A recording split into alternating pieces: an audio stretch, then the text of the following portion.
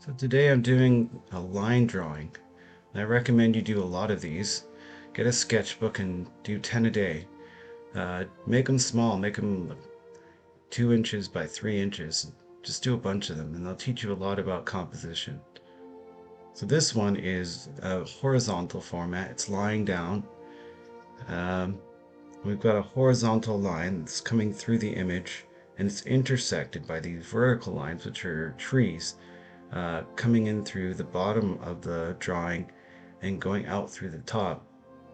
These intersecting lines are really important because they really catch your eye.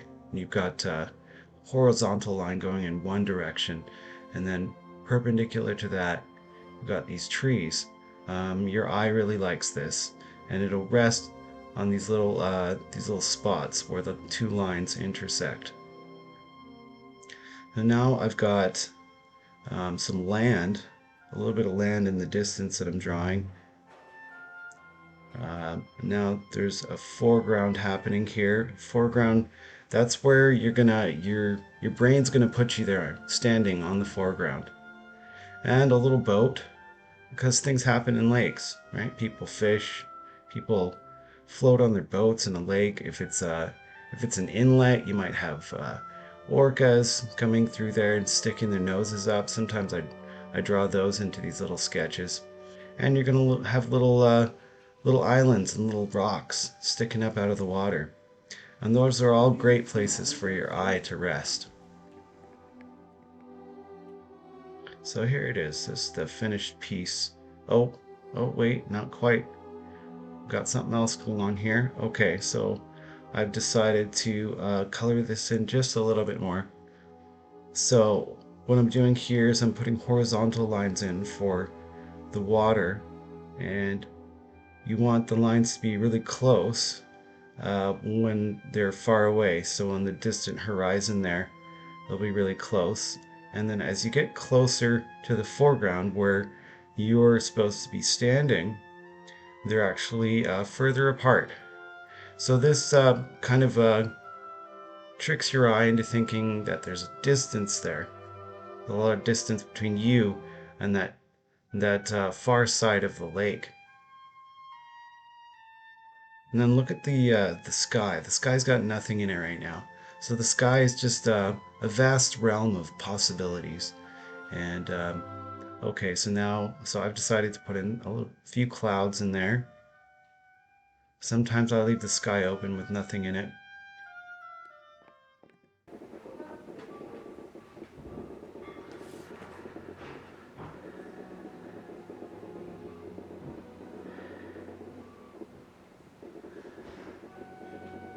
You can see here we're doing like a big swoop in the foreground. It's almost like a cup. This shape kind of holds things. As well, it kind of holds the scene that lies above it.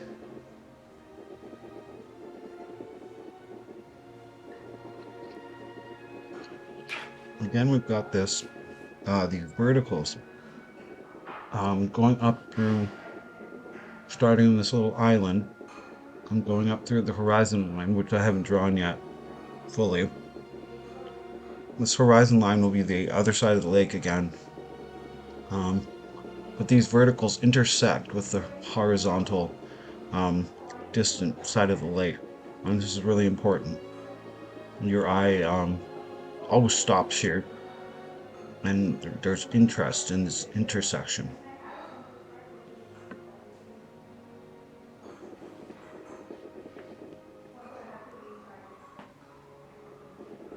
Now I'm drawing the mountains behind the lake, and you'll notice I left a little opening for the one pine tree it's standing on this lake.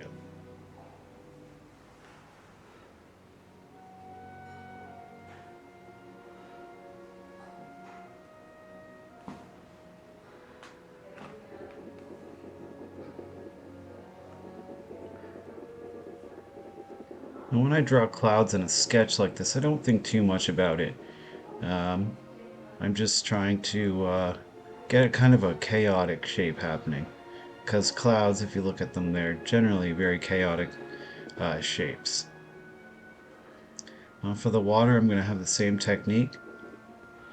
Lines very close together here in the distant horizon, and widening a little as we get closer to the foreground.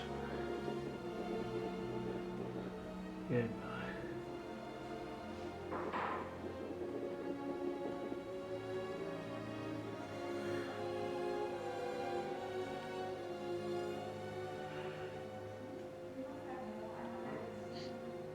So now this has become more than a line drawing, since I am now actually giving some tone to the water, right? The water is now darker than everything else.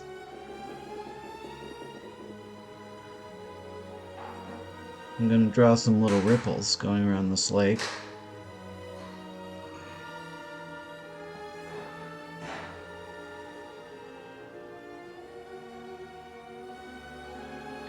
Now I could continue and go further. I'm going to add some shadows here, but I'm not going to put too much more into this little line drawing.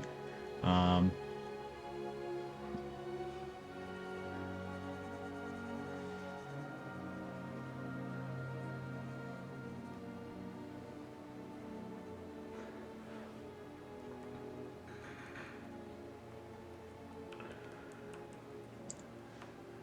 I've decided here to add a little bit of grass, so I'm kind of getting a little texture on this foreground, which is nice.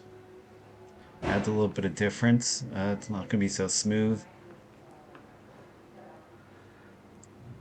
And there's the completed piece. Thank you for watching.